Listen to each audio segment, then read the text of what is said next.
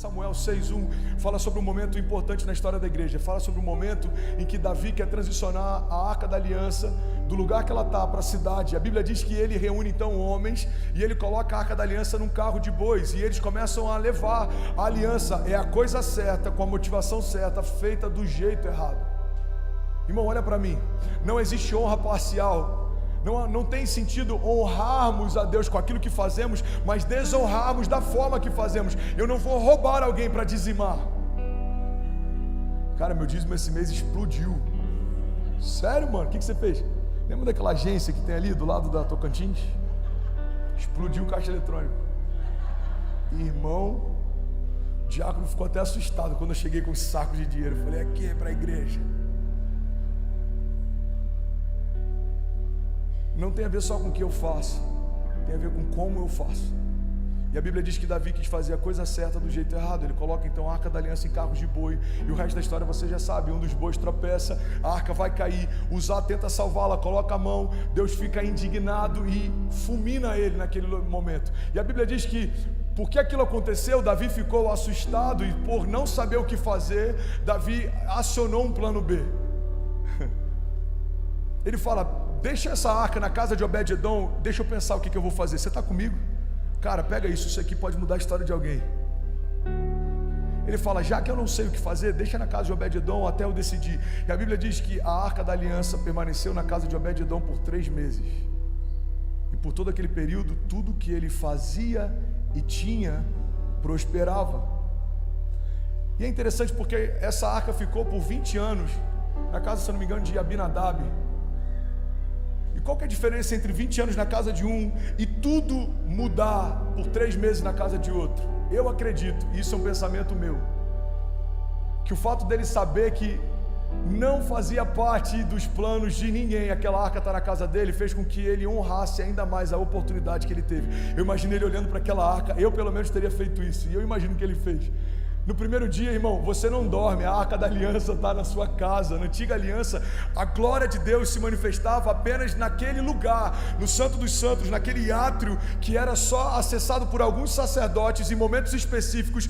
A glória de Deus se manifestava, uma luz entrava naquele lugar e a glória de Deus se revelava para a criação, para poucas pessoas em poucos momentos. Você sabia que o sumo sacerdote que acessava o átrio onde ficava a Arca da Aliança, ele tinha em torno das suas roupas alguns sininhos? Você sabia disso?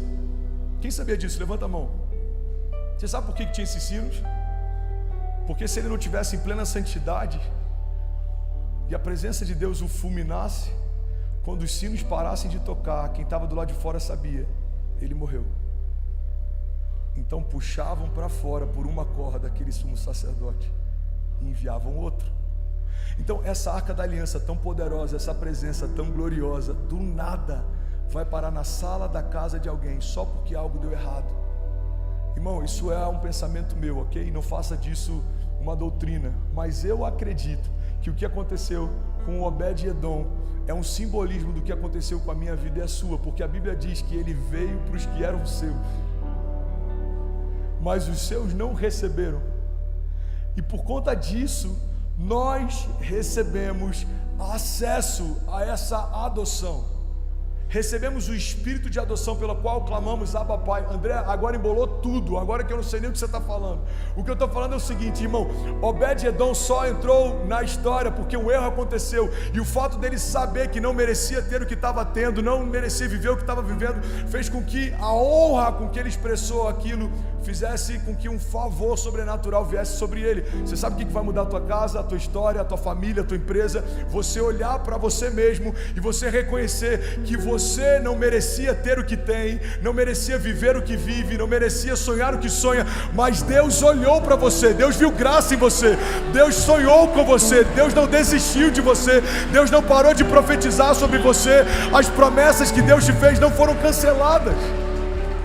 Estamos de pé por um princípio básico: Deus não desistiu de nós. Deus é Deus, irmão, porque se Deus fosse homem, quando a notícia de que a criação pecou chegasse, ele falaria: reseta e começa de novo.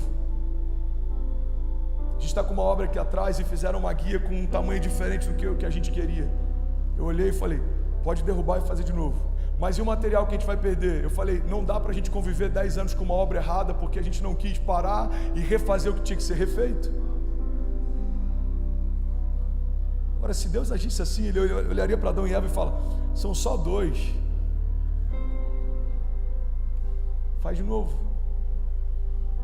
Deus não abortou a criação no princípio, porque todo o restante da criação já estava desenhada a partir do princípio. Você já havia se relacionado com Ele, Ele já te chamava pelo nome. Você não foi gerado quando a sua mãe recebeu a notícia de que estava grávida. Deus já tinha palavras a teu respeito antes do ventre da sua mãe ser gerado, antes do ventre da sua avó ser gerado. Deus é um Deus de geração em geração, e é por isso que promessas que Deus já fez para os nossos netos vão se cumprir, mesmo antes de nós existirmos. Ele já falava a respeito deles. Deus é um Deus de gerações.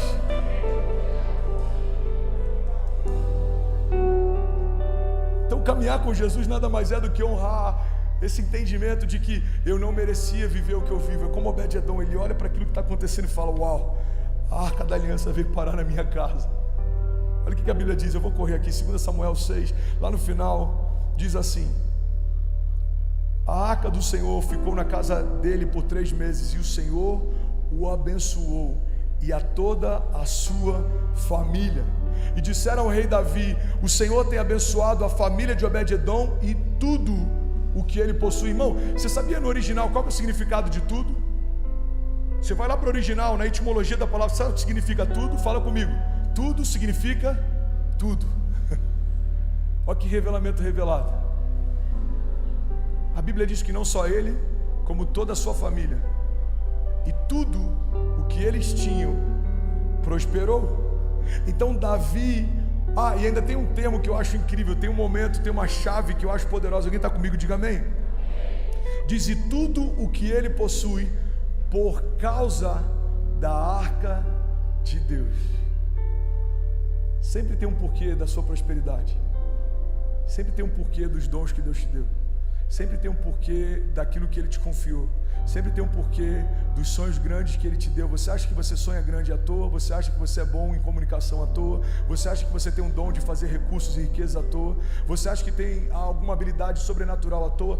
Tudo que Deus te deu é por causa dele. Existe um propósito em tudo que foi confiado a você. E quando você honra aquilo que Deus te deu, Deus te honra com aquilo que Ele tem para você. Alguém está comigo? Diga amém. Eu juro que eu preciso terminar. Eu acho que a gente vai ter que terminar em outro culto aqui. Alguém está recebendo algo de Deus nessa noite? O seu posicionamento diante de Deus determina a história que Deus vai escrever a seu respeito diante dos homens. Você tem noção do que é Deus falando algo a seu respeito a partir daquilo que você fez com Deus? Pastor, isso é justiça própria? Não.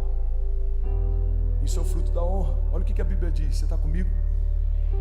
O próprio Jesus estabeleceu esse princípio.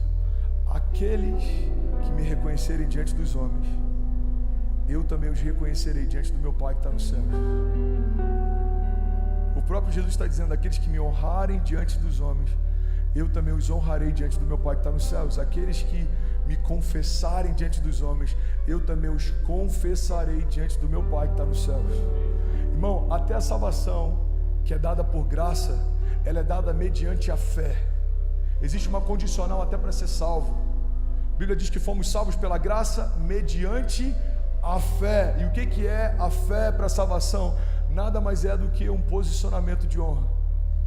É você dizer, Jesus, eu reconheço que você é o caminho, a verdade e a vida. Eu reconheço que não há outro lugar senão no Senhor. Eu reconheço que só no Senhor há salvação. Eu reconheço que só o Senhor pode me manter de pé. Eu reconheço que só o Senhor tem palavras de vida eterna. É como Pedro, Jesus dizendo, por acaso vocês querem ir com a multidão também? O discurso é duro demais, não há quem possa ouvir. Os discípulos falavam, Jesus falava, você quer ir com a multidão também? A palavra está muito dura hoje, pode ir junto com eles. E aí Pedro se levanta e fala, Senhor, para onde iremos nós, se só Tu tens as palavras de vida eterna? Declare comigo, diga, a honra é fruto de posicionamento. E aí, tudo bem? Você acabou agora de assistir um vídeo. Se você ainda não está inscrito, já se inscreve também no nosso canal, ativa esse sininho aqui embaixo de notificação e toda vez que eu fizer uma live ou estiver transmitindo uma mensagem ao vivo, você vai ser um dos primeiros a saber. Mas eu deixei mais 2 indicações aqui que eu espero que façam muito sentido para você. Então já aproveita e clica para assistir a próxima mensagem, beleza? Seja bem-vindo ao time de incendiários e eu espero de verdade que essas mensagens mudem a sua vida como elas têm mudado a minha também. Até a próxima. Valeu!